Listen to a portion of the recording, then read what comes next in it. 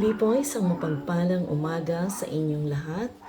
Tayo po ay muling mag-aaral ng salita ng Diyos. Kumusta na po kayo? Ang ating pong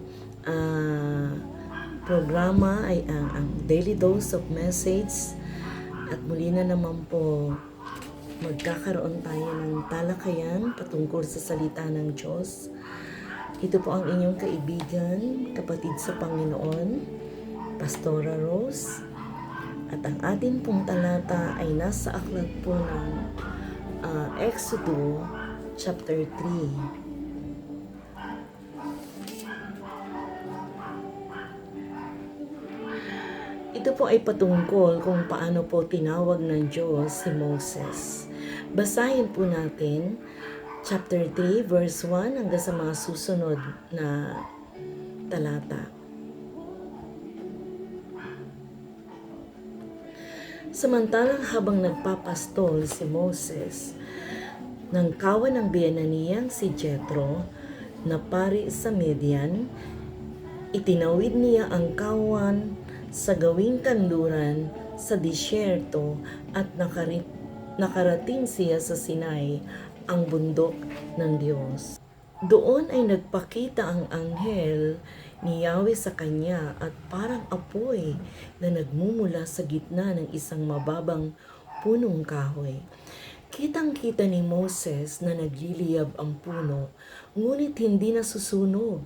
Kaya't nasabi niya sa kanyang sarili, nakapagtataka. Tiningnan ko ngang mabuti kung bakit hindi iyon natutupok gayong nagliliyab. Nang lalapit na si Moses, tinawag siya ni Yahweh buhat sa nagliliyab na punong kahoy. Moses, Moses, ano po iyon? Sagot niya. Sinabi ng Diyos, huwag kang lumapit. Hubarin mo ang iyong sandalyas sapagkat banal na lugar ang kinatatayuan mo. Ako ang Diyos na sinamba ng iyong mga ninuno, ang Diyos ni Abraham, ni Isaac at ni Jacob. Tinakpan ni Moses ang kanyang mukha sapagkat natatakot siyang tumingin sa Diyos. Sinabi sa kanya ni Yahweh, nakita kong labis na pinahihirapan ng mga Ehipsyo ang aking bayan. Alam ko ang hirap na kanilang tinitiis at narinig ko ang kanilang pagdaing. Kaya't bumaba ako upang sila ay iligtas, ilabas sa Ehipto at ihatid sa lupaing mainam, malawak, mayaman at sagana sa lahat ng bagay. Ito'y ang lupain ng mga Kananeo, Heteo, Amoreo, Perizeo, Hebita at Jebuseo. Naririnig ko nga ang pagdaing ng aking bayan at nakikita ko ang pangaaping ginawa sa kanila ng mga Ehipsyo.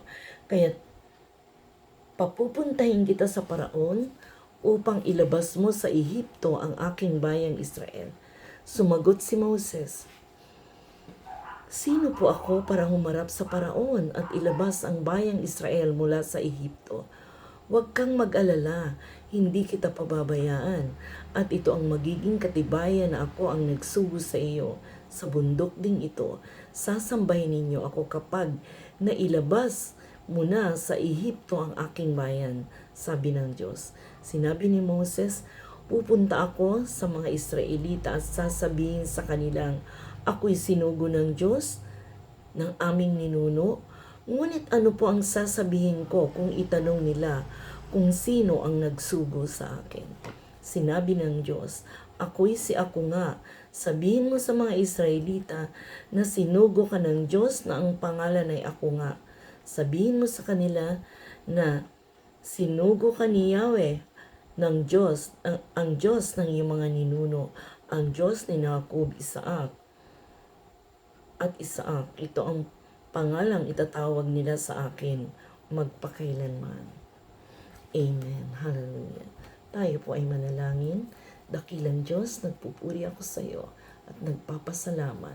Ikaw ang Diyos na siyang nagbigay sa amin ng kaligtasan. Hinango mo kami sa pagkakaalipin ng kasalanan at naririto kami ngayon.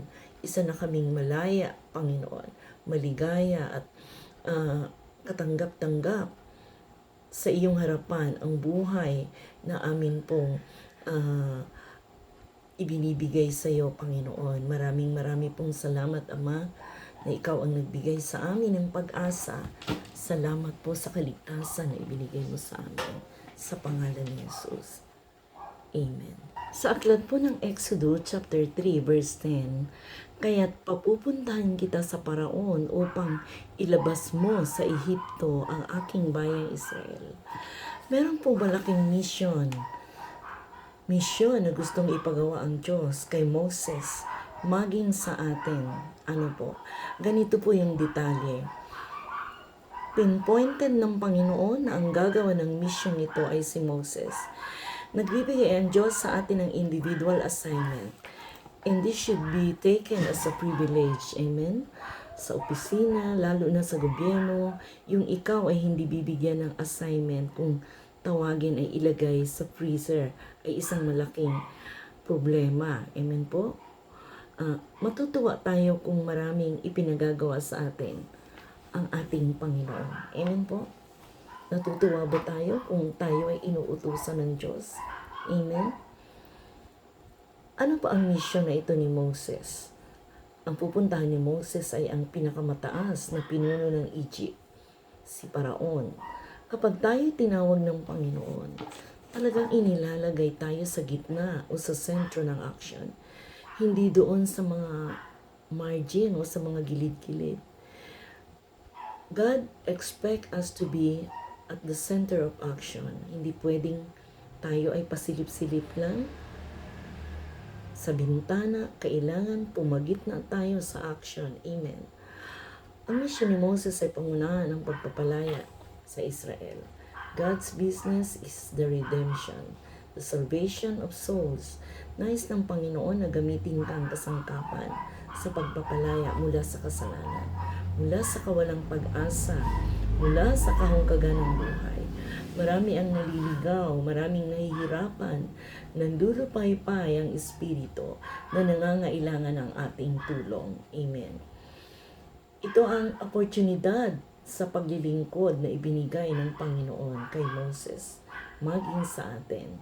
Ano ba ang ating tugon sa pagtawag sa atin ng Diyos? Amen.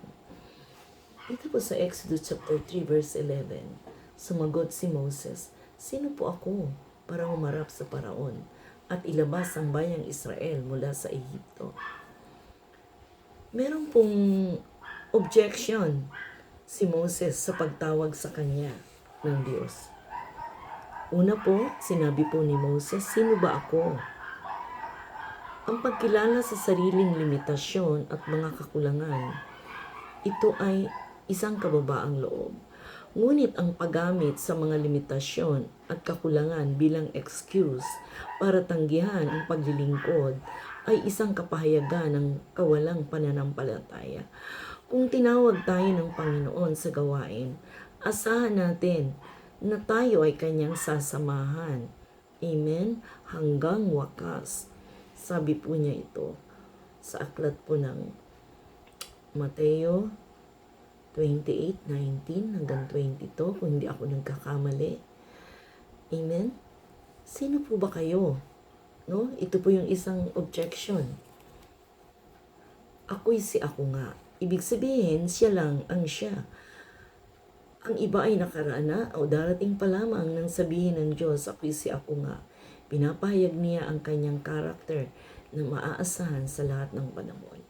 Paano po kung hindi nila ako paniwalaan? Another objection pa rin. Ito rin ang karaniwang tanong natin kung tayo ay humahayo o aayo. Kung ako ay magpapatutuo tungkol sa Panginoon, paano kung walang maniwala sa akin? Amen? Paano kung hindi nila ako paniwalaan? Paano kung i-reject nila ako? Tunay nga po na magagawa ng Diyos na bigyang kapangyarihan ang ating buhay upang ito ang magsalita sa halip na ang ating mga labi. Amen po. Another objection, wala po akong kakayahan. Hindi totoong walang kakayahan si Moses. Yun nga lang ang akala niya na siya ay walang kakayahan. Ang sabi niya, siya ay hindi magaling magsalita at maigsi ang kanyang dila. Subalit yun lang ang tingin niya sa kanyang sarili. Kung ano kasi ang tingin natin sa ating sarili, ay nagiging ganoon tayo. But God has given us gifts. We have to allow God to show to us those gifts. Amen. Binigyan po tayo ng Diyos ng mga katalinuhan. Binigyan po niya tayo ng mga bagay na ipinagkatiwala sa atin ng Panginoon. Another objection, ano pong sabi niya? Wag na po ako, iba na lang. Naging mapagpasensya ang Diyos sa 4 na objections ni Moses. Pero sa pagkakataong ito, siya'y nagalit na.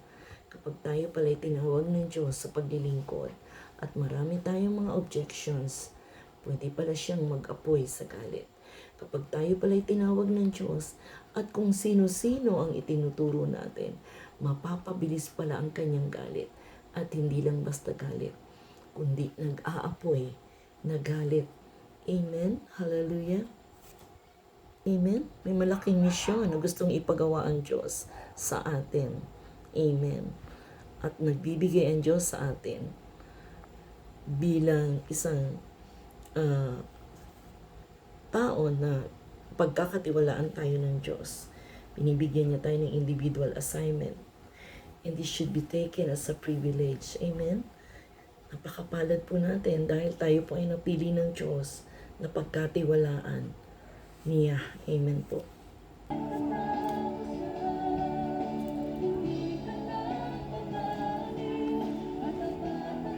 Nawa po ay napagpala kayo ng ating talata sa araw na ito. At sabi nga po, kapag tinawag po tayo ng Panginoon bilang maglingkod, huwag po tayong magdalawang isip. Amen po ba? Sapagkat bibigyan po tayo ng Diyos ng kapangyarihan upang magawa po natin yung mga bagay na hindi natin kayang gawin. Ang kailangan lang po natin ay ang pagsunod sa ating Panginoon upang ang plano niya sa ating buhay ay magkaroonan sa katuparan. Ang isa pong plano ay hindi po ito matutuloy kung tayo po ang nagre-reject ng mga bagay na ito. Amen? Napakaganda po ng plano ng Diyos sa bawat isa sa atin. Ang tayo po ay maging bahagi ng kanyang pagpapalaganap ng Ebanghelyo. Amen po? At sabi nga po na ito po ay tanggapin natin and this should be taken as a privilege. Isang napakalaking pribilehyo na tayo ay piliin ng Diyos. Sa karamihan, tayo ay pinili ng ating Panginoon. Amen. Maraming pong salamat sa pakikinig. Pagpalain po kayo ng Panginoon.